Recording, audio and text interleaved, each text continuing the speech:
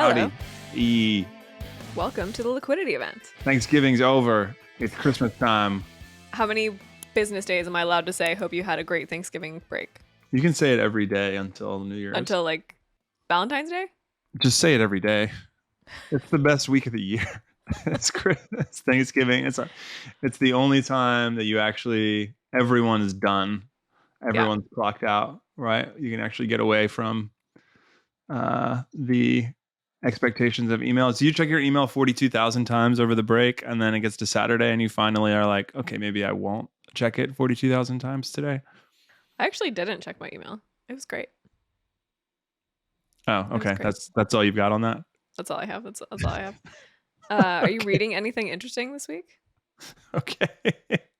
I'm at my sister's house in Houston for Thanksgiving, and she has a Peloton, and I've never used one before. So it is very intriguing. I'm reading all the Peloton instructors' bios. They're all quite chipper. That's what you're reading this week is Peloton bios. Whatever, bro. What are you reading, nerd? My favorite Peloton instructor is Allie Love, by the way. Shout out Allie. She's rad. So everyone knows these people, apparently. Everyone's familiar with these supers. Are they all really chipper? Because the only people I've ridden with are like... You have to be very chipper to be a Peloton instructor. You're the best person on earth. Keep going. Yeah, that's what Peloton is encouraging you to keep going on your bike. I want a nasty, cynical, dark Peloton instructor. A goth. Listen, like a death metal. There actually are metal. There are some metal rides. Are there? Yeah. But with a chipper instructor. Yeah, like, let's go. Like it's Megadeth. Like they're wearing a Slayer shirt, like a Kardashian style, or they have no idea what. They just have the BPMs are right. So, whack. I'm not reading anything interesting anymore. I made a joke that I was reading the tracking numbers for all the shit I bought on Black Friday, which was kind of a lot. Like, throughout the day, I was slowly giving into all the Instagram ads and ended up with a lot of packages arriving today.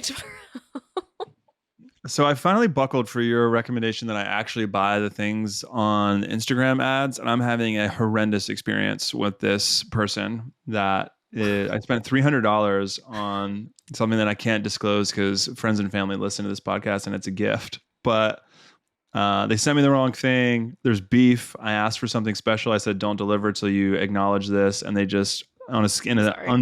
they scaled it. They tried to be scalable and just auto send all this stuff without recommending, like actually reading what I said. So anyway, this is your fault, and I need my money. I want my money back. Gotcha. From you. No money back guarantees over here at AJ's No Brainers. My no brainer of the week is to not buy anything on Instagram. Okay, that's fair. That is fair. Fair. Where are you in the world? I'm in Houston. Oh, that's fun. The land of 8-Ball and MJG. The land of Paul Wall and Travis Scott on Forge. Oh, yikes. What you drinking? I'm drinking Earl Grey. Oh, that's lovely. Earl Grey tea? Without any whiskey in it. Yes. Yeah. I'm taking a little break. I'm taking a little break this week. Rare for me. What are you drinking? I'm drinking this lovely Amaro by Fort Have Spirits. It's super delicious, and it's got a lovely bottle with a plague mask on it. Plague doctor on the... Yes, it does have a plague doctor on the label. The coolest actual profession. The only actual Halloween costume. Well, didn't Sleep No More kind of ruin that? It's like the Sleep No More masks have the nose. The immersive theater experience in New York City? Yeah. When you go to Sleep No More, you wear the plague mask. Yeah, you might want to explain that one to our audience. Outside of North Brooklyn. It's national. No, they did one in not LA, like the Lion Chicago. King is national. Anyways, Google Sleep No More and look at the masks. Yeah. Doing for fun. What are you up to? I'm packing. This is not very fun. I'm packing like a psycho. I'm kind of a psycho packer. I'm going to LA for 10 days tomorrow. So that requires psycho packing? Yeah, I love packing. That's like fun for me to like plan out everything and make sure I have what I need. Do you pick out your outfits? Mm-hmm. Yeah. You pick an outfit for each day. How do you bundle your outfits? Do you just put them in the same section of the suitcase? Yeah, just by rubber bands. No rubber bands, just like by shirts and bottoms and different suitcase for each outfit. No, not quite. We're not there yet. Should we do some IPOs? What do we got this week? What a segue! Oh fuck. Oh my God. There we go. Dude, get a label maker. No brainer of the week. Get a label maker so you can get your fucking sound effects accurate. I'm going to take a drink every time that you get the sound effect Every time. wrong. So I get wasted on this podcast. Who is going public this week? Well, we've got this wine company. That's cool. Fresh Vine Wine. So we got a B2C and a B2B are our two highlights this week. Yeah, exactly. Yeah, they're direct to consumer. I'm sorry, that's business to consumer versus business to business for the folks that don't know what the hell all of our acronyms.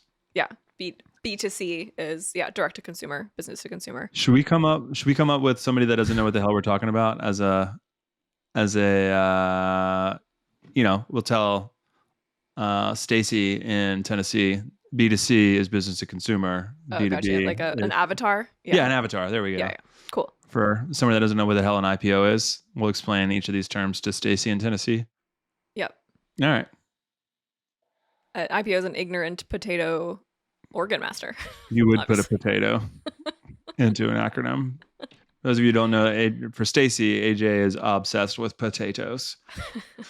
All right, let's talk about these IPOs. All right, we got Fresh Vine Wine, valued at $21 million, a nice little small IPO. Their proposed symbol is going to be Vine, which is very tight. Good so good. Interestingly, not taken by Vine, RIP, the short video social media app that couldn't make it and then got remade as TikTok, which was better.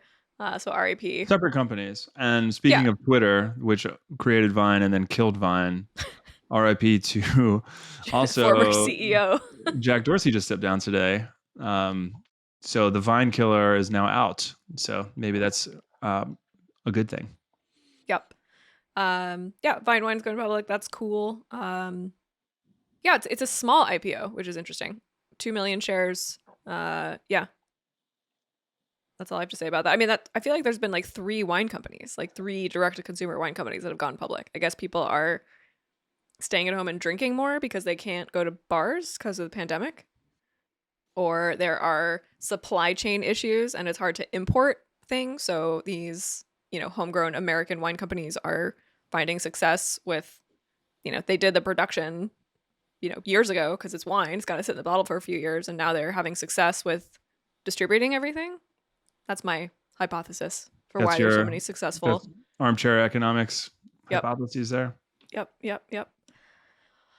We've also got a very exciting IPO. We've got Hashicorp. Had you heard of this company prior to this morning when it showed up in our Slack channel? No, it's a B2B company. Yeah. It's a cloud computing company. What's B2B again? That's bumper business to bumper? business. No, that's baby to baby. Boomer to boomer? Boomer. Oh, gosh. Oh, no. No one knows about these companies. They're boomer to boomer. No one knows about them because they were printed out and they're sitting on the printer in the downstairs basement because they couldn't get emailed. Anyway, Hashicorp, I think that's how you say it.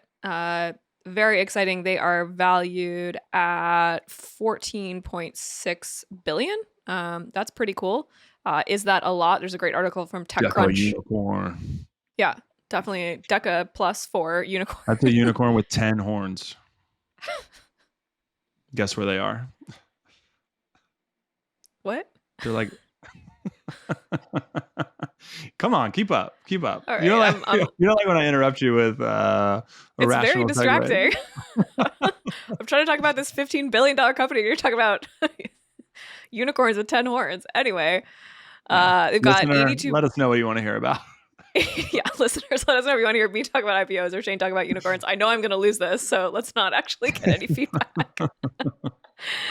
We've got revenues of 82 million and they've been growing 49%, so almost 50% year over year, which is awesome, which is basically online with Shopify's growth rate, which is another super exciting, very successful tech Deca unicorn. Anything interesting here? I mean, to me, this is the most exciting part about our jobs here, both at the Liquidity Event podcast and as financial planners at Brooklyn FI, is that this is a company that I've never heard of, did not know it existed because our company is not big enough to need cloud computing solutions like this yet. Mm-hmm. And then all of a sudden this week, we're having folks reach out to us and say, hey, my company's going public. Can I get some advice? I work at this company. I was like, oh, word. I started researching it, and lo and behold, they're going public this week. So if you've got Hashicorp stock options, we know a thing or two about what's going on under the hood. What else we got here? You got some general financial planning updates for me? Well, I do want to take, there's two things. There's this games and esports experience SPAC, Geeksu, with a proposed symbol. I'm curious what that acquisition company is going to acquire after they go public. I want to keep an eye out on that. We'll probably circle back to that one in a few weeks or a few months once they actually do make a games and esports acquisition. What's esports? What are esports? For Stacy in Tennessee, an esport is it's just like regular sports where there are prizes for winning. There are teams of between 1 and 10 people, and you guys compete against each other for big prizes. What? Electronic sports, bro. Yeah. Everyone's generally young, just like regular sports, because they're more twitchy and they have faster reaction speeds, and they generally retire in their mid-20s. They usually stream on Twitch, which would be earlier than traditional sports. Usually gymnasts mostly retire in their 20s, but baseball players retire in their 30s and 40s. Football players 30s? No, mid-20s. Mid-20s. Okay. Yeah, it's a way too physical sport. Baseball players, it's not so physical. Basketball players, I think. I mean, I don't even know. I haven't watched sports in forever. I just played it when I was a kid. But yeah, are we done on the esports tutorial? Yeah, we're good. Well, they become coaches. When they retire, they become coaches of esports teams. Esports is video games. Yeah, but competitive there video are games. Video games that are not esports. All esports are video games. Right. Okay. You didn't also nimble on that one, huh? You weren't expecting that one. You want some more stats? I don't want any more Team stats. Liquid? Huh? Cloud9? Those are some of the best teams out there. They're cross genres, Anyway, so I'm curious what they're going to do, what they're going to acquire with this. And then there was an acquisition that I think is not public that I almost just disclosed on the podcast. Oh, cool. Yeah. So I'm glad. Let's roll that tape back there. Yeah, no, we don't have to edit anything out, but we were almost in the edit booth there for a second. Oh yeah. All right. So let's do some headlines. Yeah. Do we have a sound effect for headlines? No. Just do one. I have to go back to the drawing board. All right. Which is next to the soundboard. You need a label maker.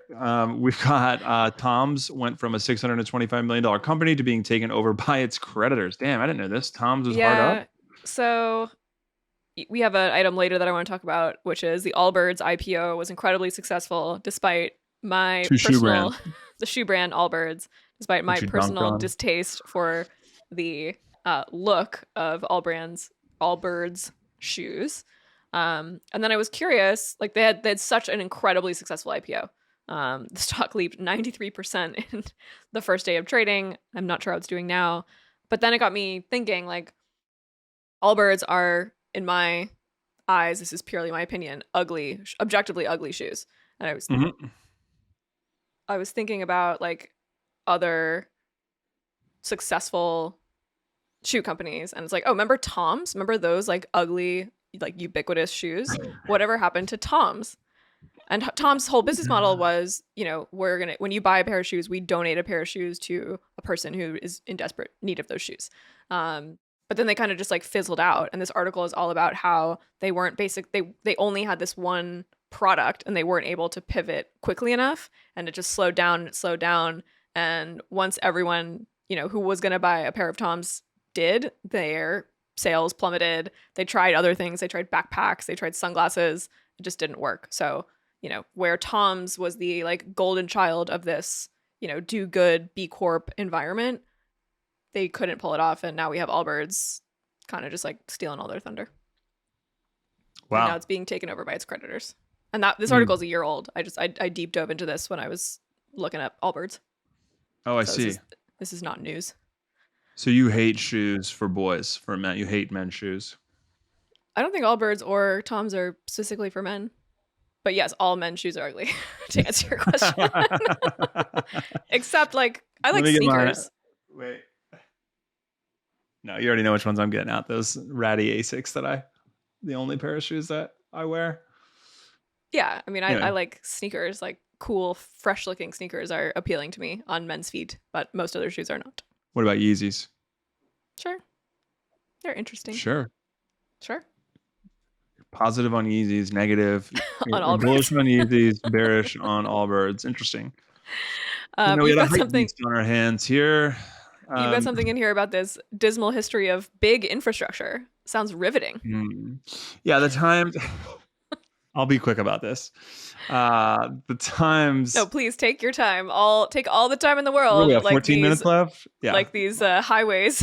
Apparently, they're taking all the time in the world to get built.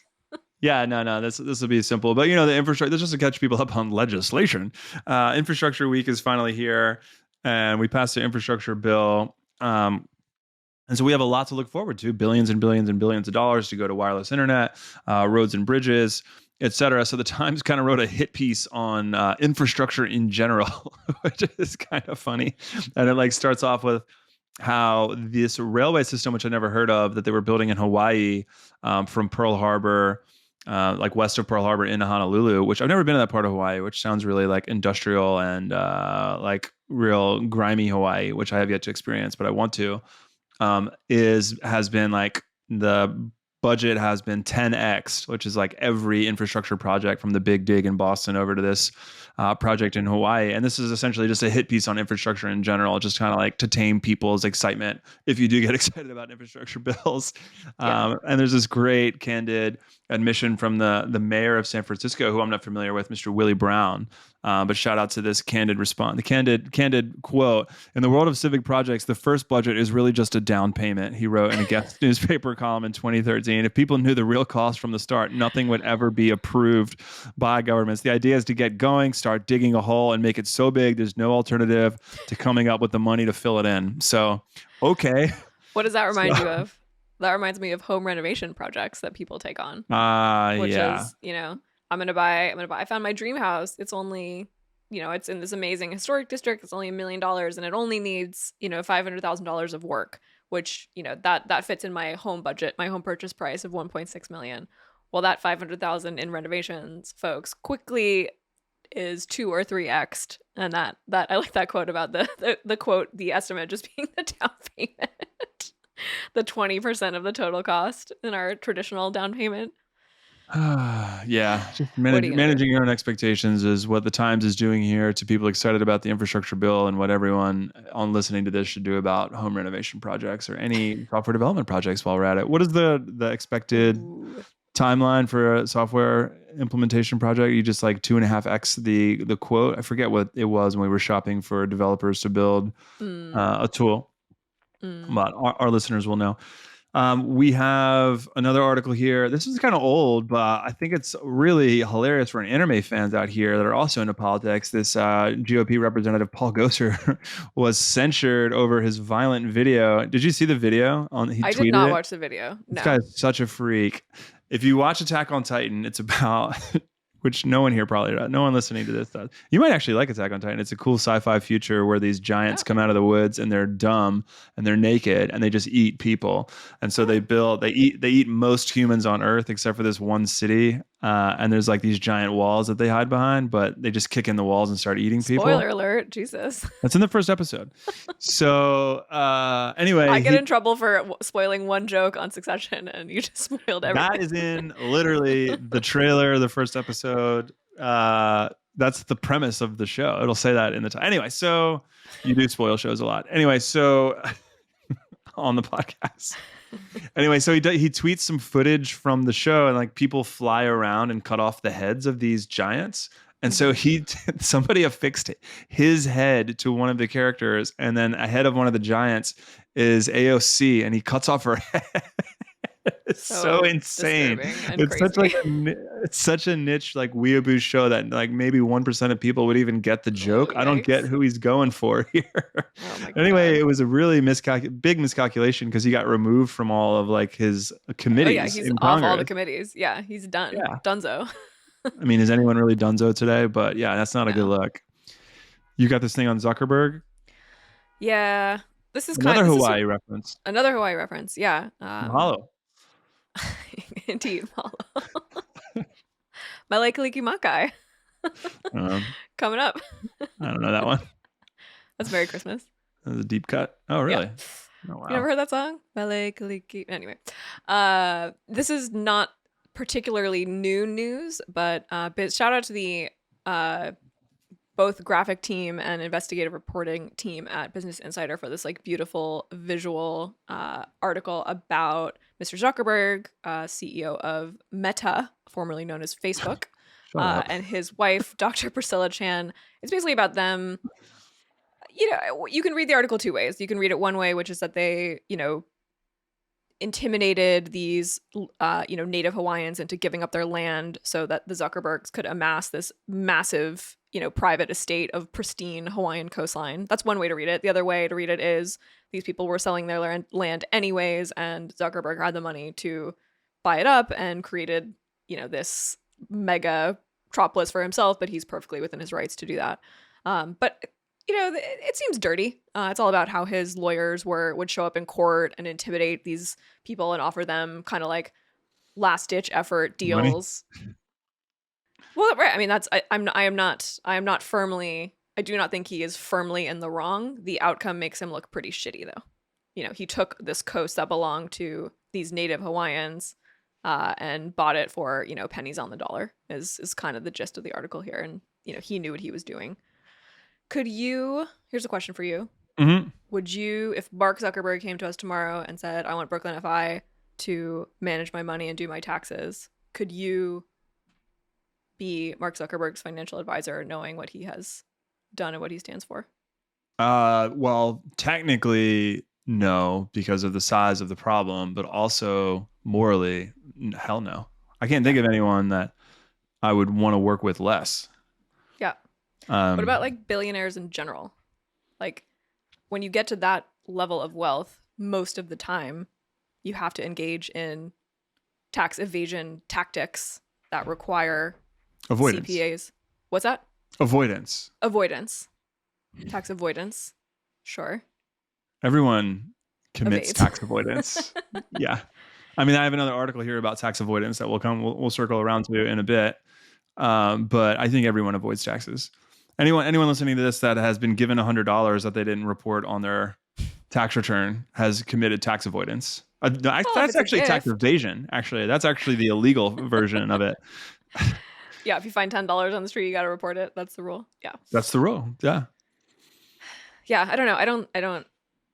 At a certain level, there are things that are required of the professionals that are advising people like Mark Zuckerberg that I don't think that I could stomach. Yeah. Who would be, if you had to, we couldn't manage any billionaires' money. It's just too much. Yeah. We don't have we're not built for that. True. It's an elephant standing on a turtle. You're an elephant standing on a turtle. Nailed it. Okay. You want to talk about your lovely. Yes. I was talking about the Venmo article. The Venmo article? I didn't call anyone lovely. Oh, the lovely Venmo article. For the record. Yes. No, this is a sad story. April Ko, who is the CEO of Spring Health, a really exciting, we'll call it a startup, that brings mental health services to employers to then provide that to their employees. So it's a platform that connects therapists with employees, and the employer can help pitch in for that cost to cover access to mental health. Great company, great idea, great execution. But apparently, while they were building apps and infrastructure to help other employees with their mental health, apparently this culture at Spring Health was one of extreme stress and overwork and a very poor work environment. So unfortunately, a lot of employees have quit. They've lost, I think it's 25% of their workforce based on burnout and just bailing on a culture that they didn't want to be a part of. Maybe we could chalk this up to part of the Great Resignation. But if the Glassdoor, which is a website where you can review a company, the Glassdoor reviews on Spring Health are none too kind. So if you're thinking about working there, maybe think twice. Oh, wow. All right. That's a dig. Yeah. I mean, there's two takeaways from the article. One is that April thinks it's because she's a woman. And the other reason that people think that there shouldn't be, like, the irony of the Glassdoor reviews is that they work at a mental health startup that is focused on mental health, and the mental health of the employees therein are all in dire straits, right? Like, do you think if you're April Coe, though, is there any way to scale a startup without having mental health issues? Is there any way? Yeah, I I'm mean, sure with there's a your way. employee, like, Yeah, are their take on a. employees have stock options? I'm assuming. Do they even mention that? No, they Yeah, don't they mention do. that. No, they Yeah, of do. course. Oh, they Yeah, do. because a lot of people quit before their options vested. Like, they didn't even Right. work there for a year. There's the classic 1-year vesting period. Right. And then a lot of employees, they act like it was a big problem. Like, I mean, I guess that is a big problem, but it is one of the downsides, or one of the ironies, is that they're working at a mental health spot. It takes a year for your options to vest, which is really standard. And then they didn't even last the year because it's such a toxic environment. I mean, that says a lot about a spot. I mean, the people that have been around for years that get to, the company went from, I think it was worth 200 million to 2 billion over the course of 2 years. Those people are rich. If they have a significant, I mean, even if you have a small slice of the pie, if something 100 X's, then you're something that was worth $5,000 is now worth $500,000. I hope I did my math right. Yeah. So yeah, if you stick it out, like, I'm sure her argument is that, come on guys, like, we're all getting really rich because we're creating all this value. And I think the takeaway is also that, like, she keeps saying the reason we're working so hard is because, her excuse at least, is that other people's mental health is at stake. So we need to do this work in order to save people. Classic ends justify the means. Like, we're going to bring this product to market. We're going to bring it fast because it's so needed. People are literally going crazy in their houses. We're going to provide during access the Great to Resignation therapists, and it's going to be hard. And we probably don't have enough funding to hire enough people or train enough people quick enough. It's hard to hire people anyway. There's like a massive, human resources crisis right now. Like, that's the other side of it. Yeah, being an employer sucks, right, AJ? Hate it. Is anyone hiring? I've got a great resume.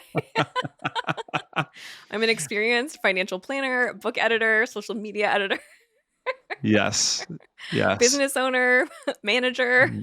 No one's gonna care about. It's funny being at Thanksgiving and hearing your friends and family bitch about their jobs, and you being an employer and being like, yeah, I you hear only knew.